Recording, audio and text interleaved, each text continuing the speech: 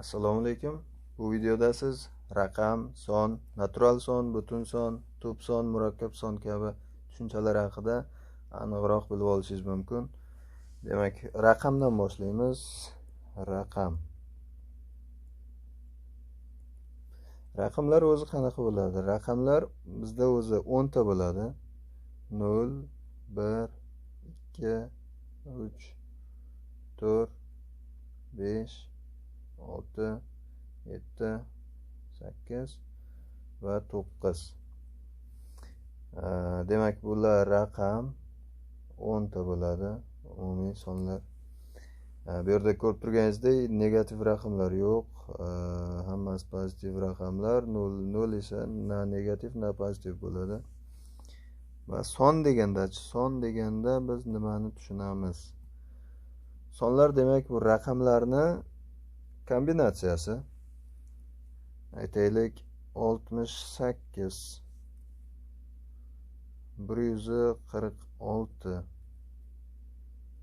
2036. Bular raqamlardan tashkil topgan, raqamlar kombinatsiyasidan tashkil topgan son deyiladi. Natural sonlarchi? Natural sonlar nima degani? Natural sonlar.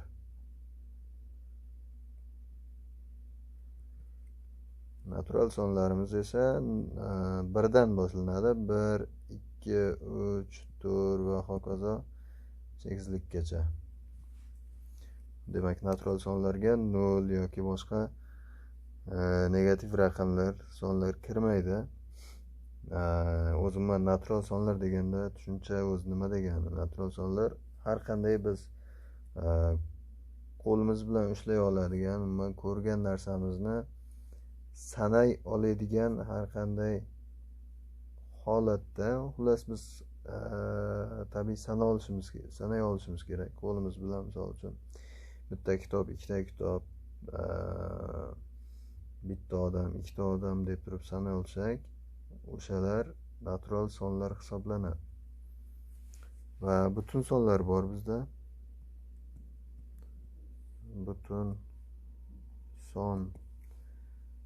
Butun son nima degani?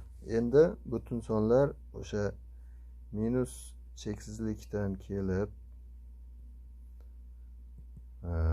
aytaylik minus 3, minus 2, minus 1 bo'lib keladi.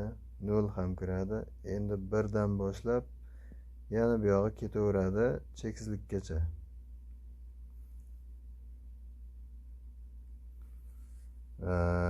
Demak, eng osoni bizga butun son. Lekin bu yerda bir bilishimiz kerak bo'lgan narsa bor. Misol uchun 2,3 yoki 2,8 bunday sonlar kelib qoladigan bo'lsa, bular bizga butun son emas. O'zining nomi bilan bu yerda mana butun deb turib aytayapmiz. Bular o'nli sonlar bo'lib, bu yoqda virguldan keyingi sonlar butun son bo'lishga qarshilik xalaqit beradi. Va bizda butun son bo'lsa, undan keyin bizda to'p sonlar bor. To'p sonlar nima degani? To'p son faqat o'ziga va birga bo'linadigan sonlar to'p sonlar deyiladi. Bunday sonlar nima bo'lishi mumkin? Misol uchun 2. 2 faqat 1ga va 2ga bo'linadi, to'g'rimi? Keyingisi 3. 3 ham xuddi shunday. 3 1ga va o'ziga bo'linadi. Lekin kimdir aytishi mumkin, 3 2ga ham bo'lsa bo'ladi-yu, 1,5 chiqadi-ku deyish mumkin, lekin chiqayotgan javob bizda butun chiqishi kerak. Qoldiqli yoki boyagi yarimtalik javoblar chiqsa, ular to'p sonlarga kirmaydi. Demak, agar biz 4 yozsak, shu yerga 4 1ga bo'linadi, 4ga bo'linadi, to'g'ri, lekin 4 2ga ham qoldiqsiz bo'linadi. Shuning uchun bizga 4 kirmaydi. Shuni o'chirib qo'yaveramiz.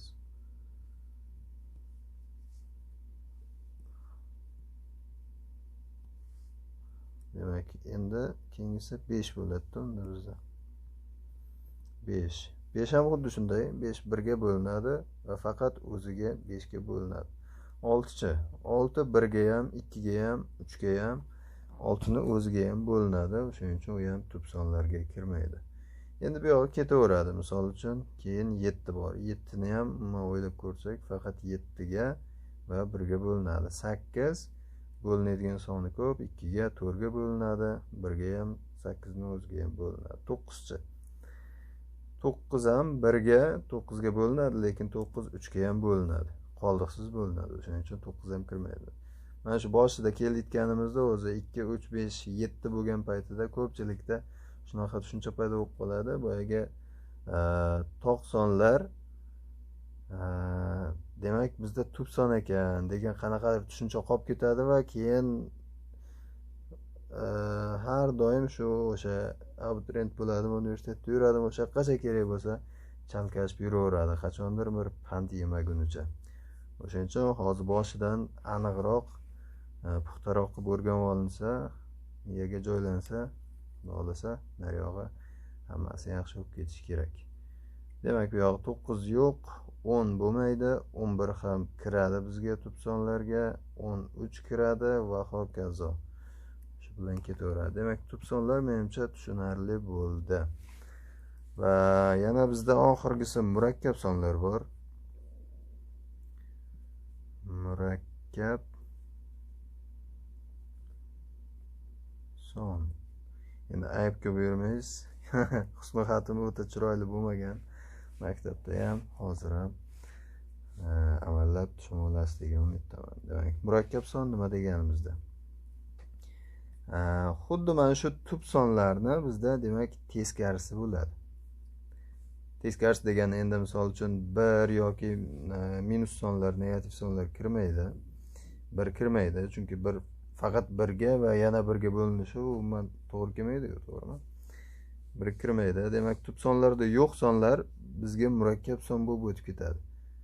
Qani ko'ramiz. Mana 2, umuman tushuncha o'zi nima? Murakkab sonni aytib o'tishim kerak.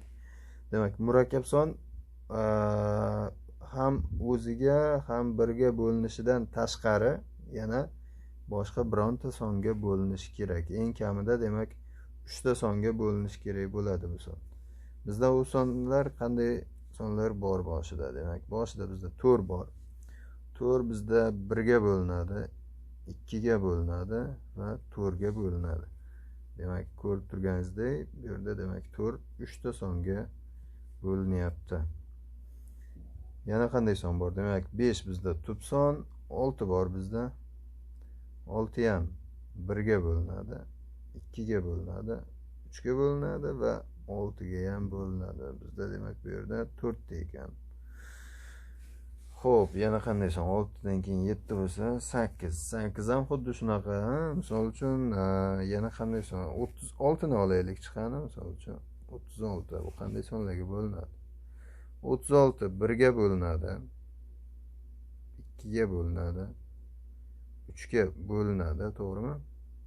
4 ga ham bo'linadi, 5 ga bo'linmaydi, 6 ga bo'linadi, 7, 8, 9 ga bo'linadi. Yana qanday songa bo'linadi? 10, 11, 12 ga bo'linadi, to'g'rimi? 3 bo'ladi. Ya'ni yo'q, mana 12 ga bo'linadi. Demak, 18 ga bo'linadi, 2 ta chiqadi va 36 ga bo'linadi. Tasavvur qilyapsizmi? Nechta bo'lyapti bu? 3, 4, 9 ta bo'linuvchisi bor ekan 36 ni. Murakkab bo'lganda ham juda chiroyli murakkab son, ikki xonali son uchun.